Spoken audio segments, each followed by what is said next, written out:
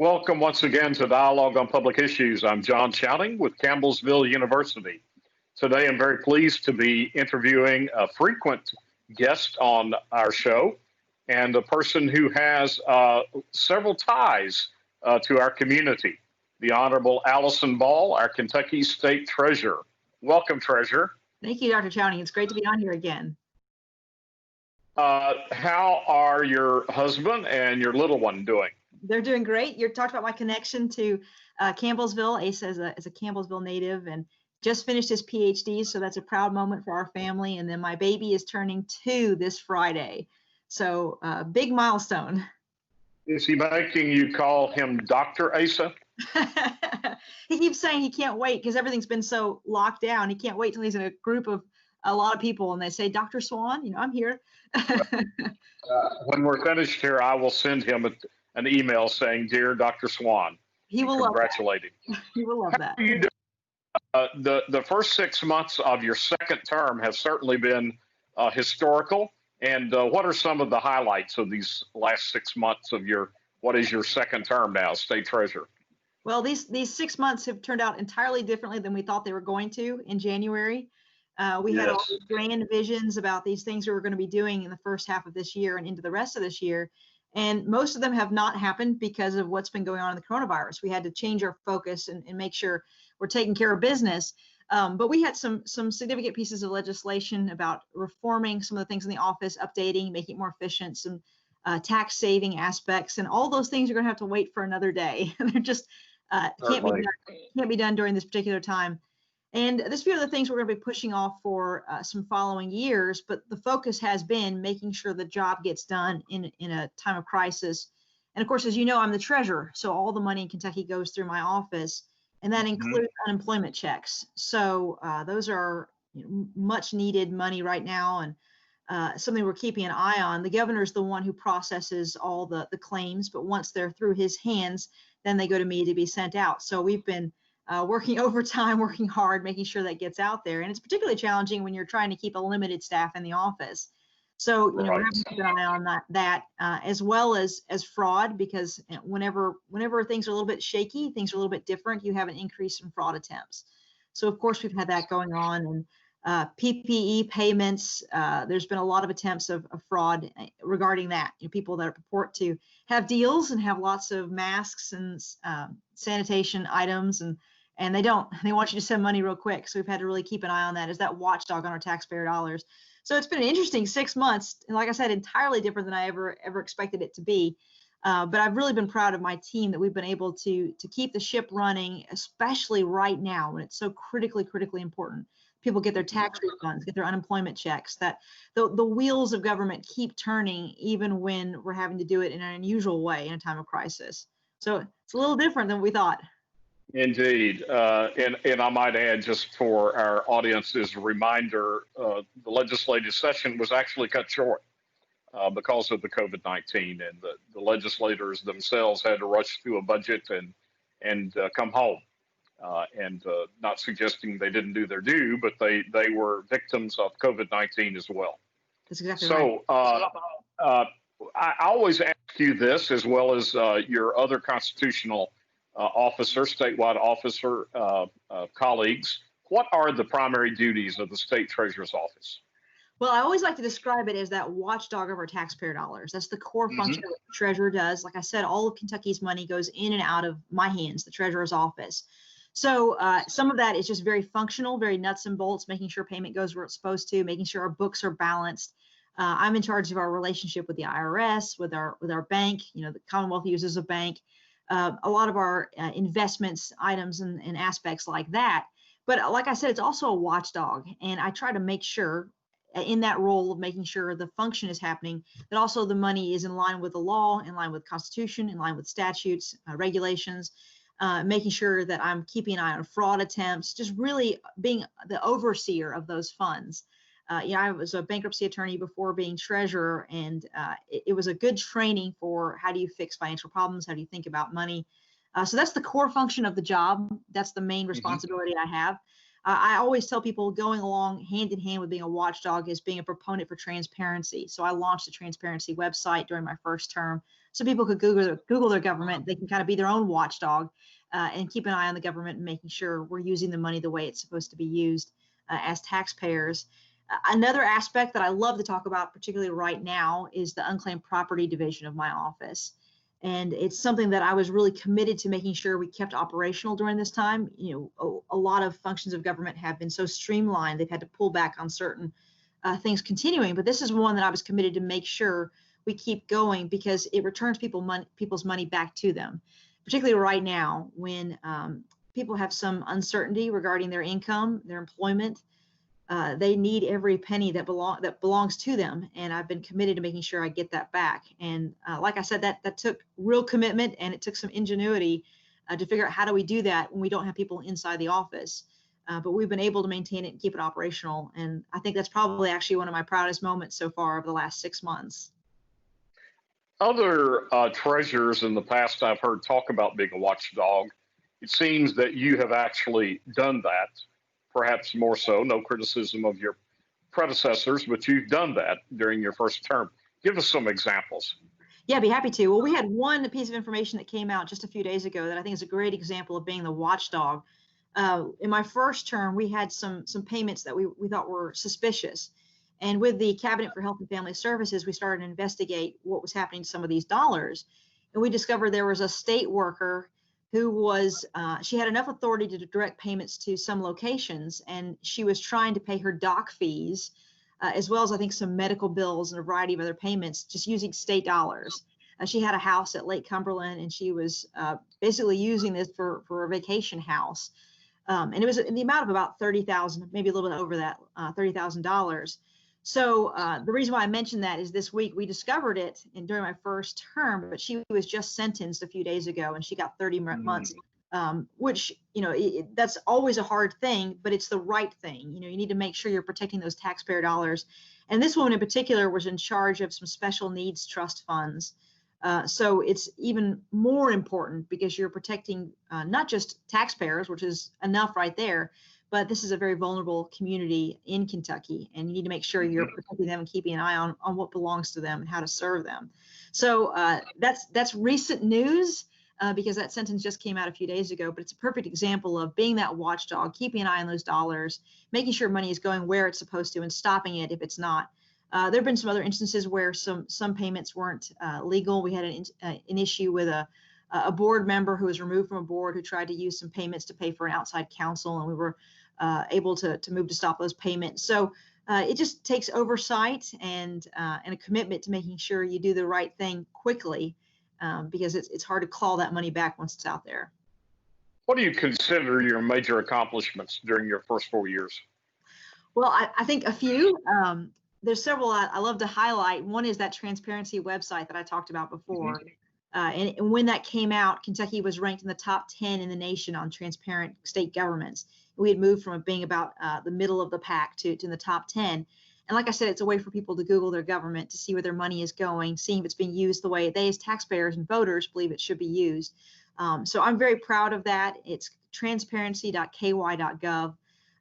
Unclaimed property is also something that I'm very proud of because I returned more unclaimed property than any other treasurer in a single term. So I returned, I think by the end of the year, by the end of that first term, it was about $86 million that we totaled up. So I was very proud of that. That's money that belongs to Kentuckians. Just to describe that in a simple way, I like to describe it as a statewide lost and found. So my job is to get this money back to people. And I keep saying I beat everybody else's record in my first term. My second term, I want to beat my own record. So I'm very proud of the commitment that I've had on that. And there's a program that I started that's very specific called Stable Kentucky, and it's a savings and investment program for people with disabilities. We were the 7th state in the country to launch a program like that.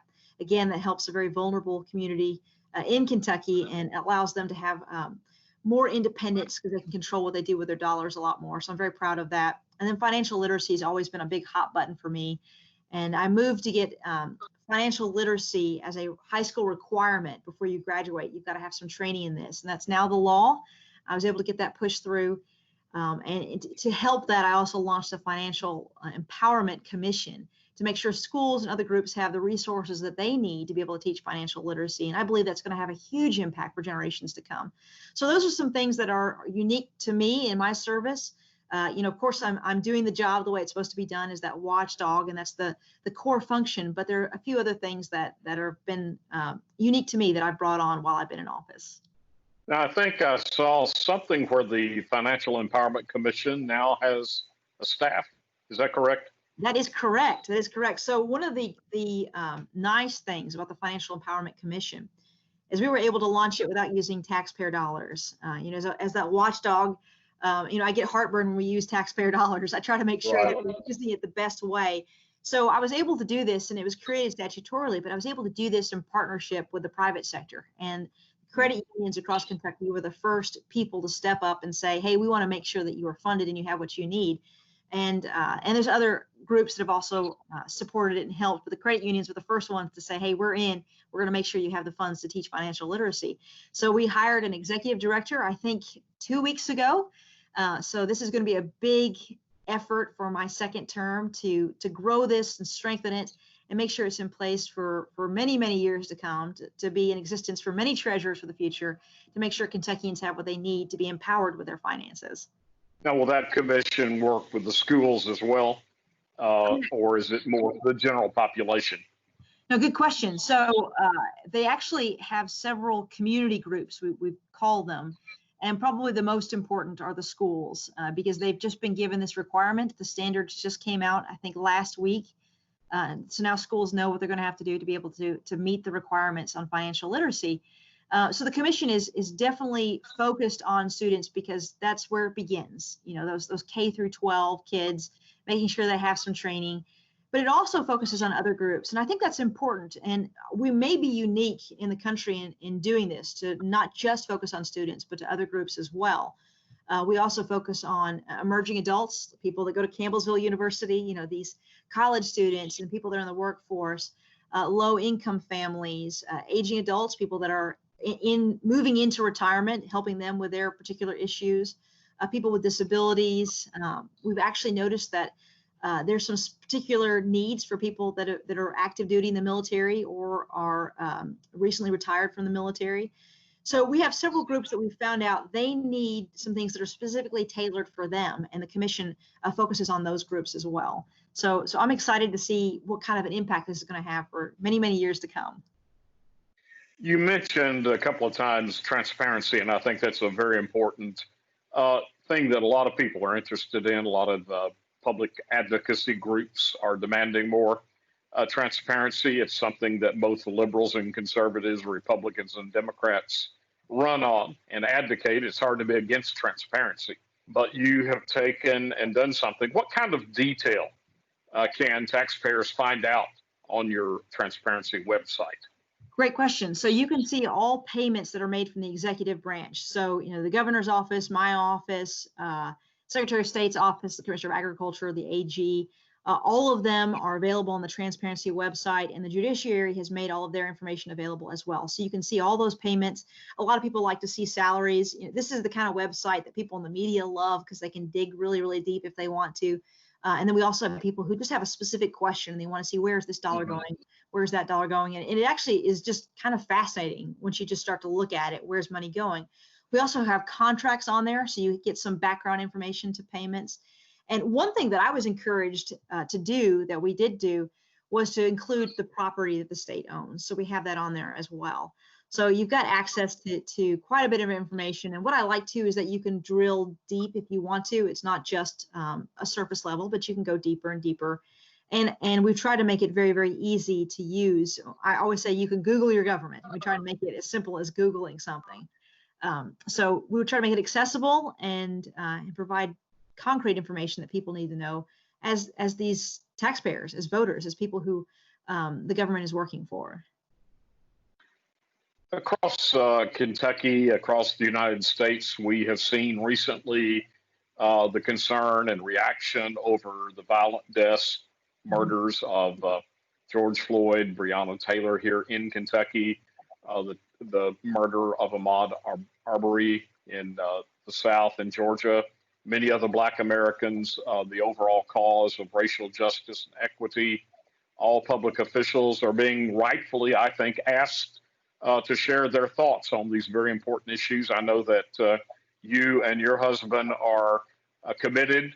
We've had these discussions, and I know of your personal commitment, but I would want to ask you to share with the public your views on these matters and what you think we need to do in general, and what you and your colleagues in state government, not necessarily your office, although anything you can do as a state treasurer, certainly would like to hear that.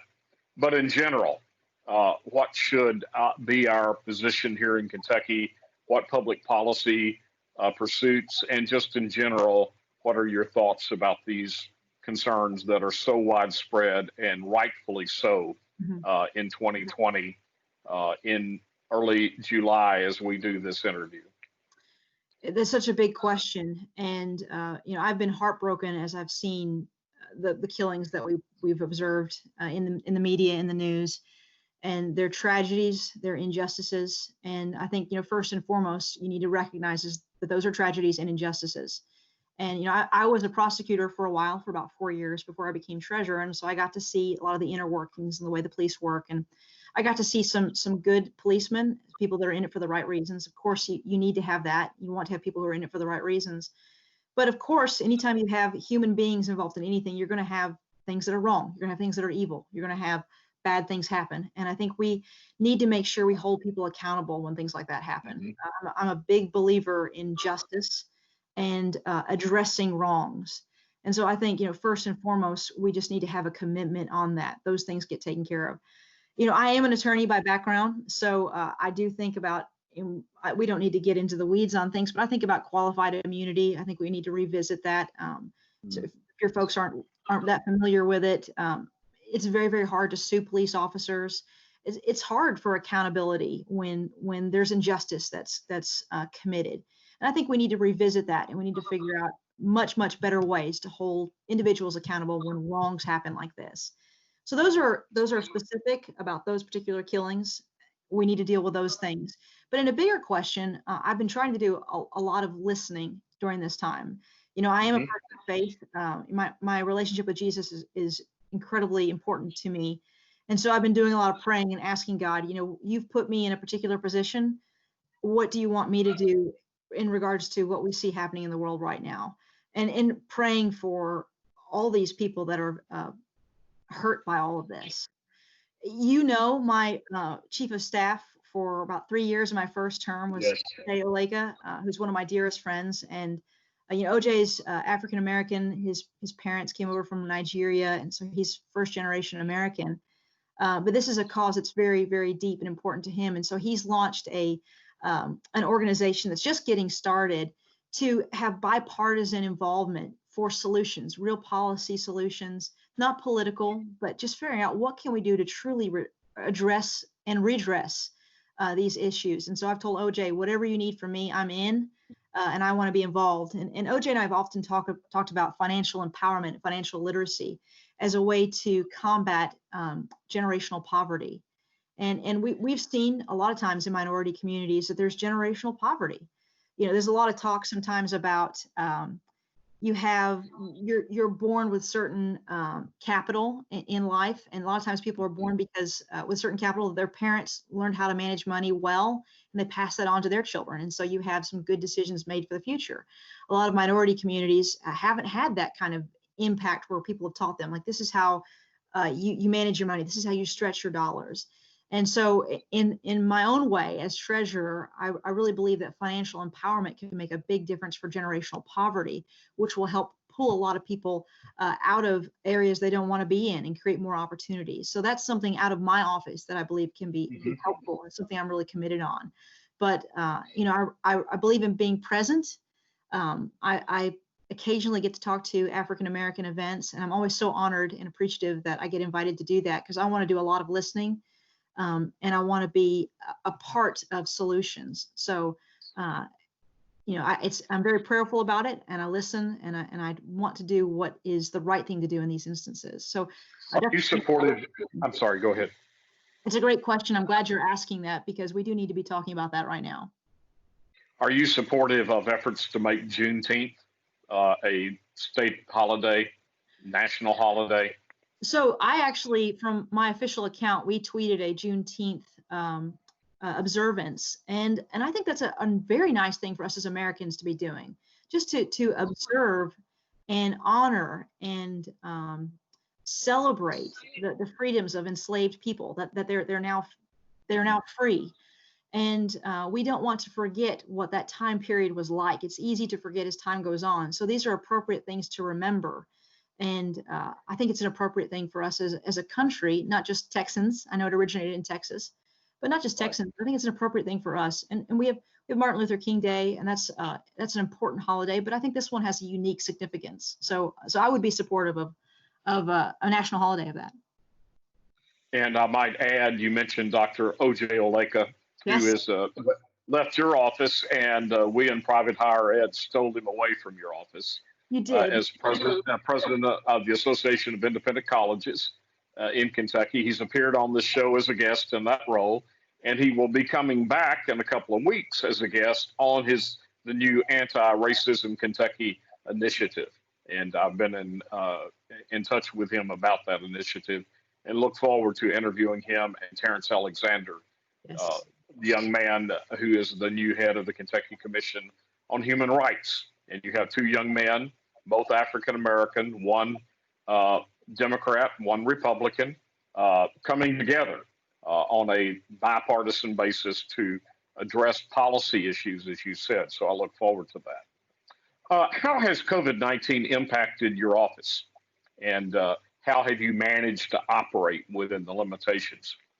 Well, it's of course been a dramatic impact within my office because we have work that has to be done and is more critical than ever, but it's also more challenging to do it. We had to figure out right away, how do we get people out of the office, particularly those who have some health issues or are caring for people that have health issues, so they're at risk. And we do have a few people like that in the office. We have a small office. We're under 30 people, so every person counts in my office. And we had to do some real quick thinking about how do we have people work as teleworking. So it's been, like for everybody, it's been an adjustment, and we're doing a lot of things like you and I are doing right now. We're doing a lot of things by Zoom or other technological options. So we've had to figure out, like everybody, just the challenge of how do you keep the doors open, how do you keep the work going, especially when we have more work than ever. But I'm so proud of my team because they've been committed. We do have a small group of people that have been going into the office the whole time, and we keep them in separate areas, and they wear masks, and we do deep cleaning when everybody's around. But we do have some work. For example, we have to print checks, and those things have to go out, and people have to actually be a part of doing that. And we do receive mail, and we just have some things that actually have to happen within the office. So we're doing it as safely as we can. We've not had any issues. And we just make sure we're committed to getting the job done the way it's supposed to be done. One thing that's been helpful is that every week I have a phone call with treasurers across the country, and we've all been talking about what are you dealing with in your own states. And one thing we've not had to deal with, I'm very thankful for, there are a few states that have had to take out very, very large loans in the very beginning just to stay operational. And we have not had to do that. I know the governor just took a federal loan out for the unemployment, which is different than what the other states have done. They've had to just take out loans to keep the doors open, to keep going. Right. And I'm grateful that Kentucky has not been in that position, which has helped us be a little bit stronger than some other states. What is the financial outlook for Kentucky? You just mentioned the $800+ million loan that the governor has taken out for the state unemployment compensation fund, and that's understandable, I suppose, with the numbers that we have seen drawing unemployment. We've had massive numbers. Go ahead, please. So the unemployment is a huge part of what we're looking at right now in Kentucky. I think we have about 47% of our workforce that have filed unemployment claims in the last almost 4 months now. So we have just slightly under 1 million people, and you may remember we've got a population of about 4.4. So almost a fourth of our state right now has filed an unemployment claim. And with 4.4 people in Kentucky, some of those are children, some of those are retired, some of those are people that don't work anyway. So that just tells you the massive amount of people that are currently or have in the last few months made claims for unemployment, and that has a big impact on the state currently and the future of the state. We do take taxes on unemployment, so that softens some of the blow. There are some states that don't do that, and that ends up being even more difficult. But we are looking at some budget challenges, and those numbers actually keep changing. The last concrete numbers I heard were actually just from yesterday, and we're looking at a potential of $1 billion in this next cycle. We're of a state of about 11 billion in what we usually deal with our budget. I don't know if those numbers are going to pan out. That's just some preliminary numbers we're looking at right now, but the numbers are there's definitely going to be a hit, and that's a reason why you want to open the economy as quickly as you can, because that softens the hit. We have to depend on revenue from sales tax, from gas tax that goes to the road fund. You can't build roads and repair roads if people aren't driving, and people haven't been driving very much. And of course, gas itself has gone down quite a bit. So you're getting less as people are paying less money. So all those things take a hit, and that's why it's helpful as people talk about reopening. It's not just because they want to go to the store and it's fun for them. There's an actual concrete reason why you need to reopen the economy, because that's how you actually keep the government going. The state government can't print checks. It's not like the federal government, and it doesn't control interest. It's pretty limited, and taxes are the main source to keep operational. Do you expect the federal government to provide any additional assistance to states? That's a good question. I know there's a strong push right now for a true bailout. The CARES money that Kentucky received early on was not bailout money. It was money that was supposed to go to unexpected payments related to the coronavirus. So the field hospitals that were built, PPE payments for masks and other sanitation items, just things that were completely unprecedented and unpredictable that happened. That's what that money went to. It was quite a lot of money. We got, I think, about $1.7 billion in CARES money. So we got quite a bit, and we actually still have quite a bit. And we were trying to figure out what to do with it, because it was limited in what you're allowed to do with it. So there is a push for bailout money, true bailout money. So that way you keep the government operational and you don't have to worry about taxes. I have some concerns about true bailout money, because I think that it will actually only just extend the problem. The problems will still be there. It's just going to extend it. It's sort of like a Band-Aid, but it's actually still injuring the person under the Band-Aid. So I have some concerns about a federal government bailout, and there's a lot of other people that have concerns as well. I don't anticipate a true bailout, although there may be some funds for some specific reasons, like we saw with the CARES money. Just because I know that there are a lot of individuals who have concerns about true bailouts. I think it delays recovery, and of course, at the back of everybody's mind, it's debt. It's just increasing debt, and we don't want to increase debt if we can help it. We are out of time. We could keep going. I didn't even get through all the questions, but Kentucky State Treasurer Allison Mall, it's always a blessing to be able to interview you. We appreciate your openness to the media and to at least the Campbellsville media at Campbellsville University. We wish you Godspeed, continued success, our best to your family, and we hope that you have a blessed July 4th. Thank you. You too. Thanks, Dr. Chowning. Thank you very much. This is John Chowning with Campbellsville University, thanking you for being with us for Dialogue on Public Issues.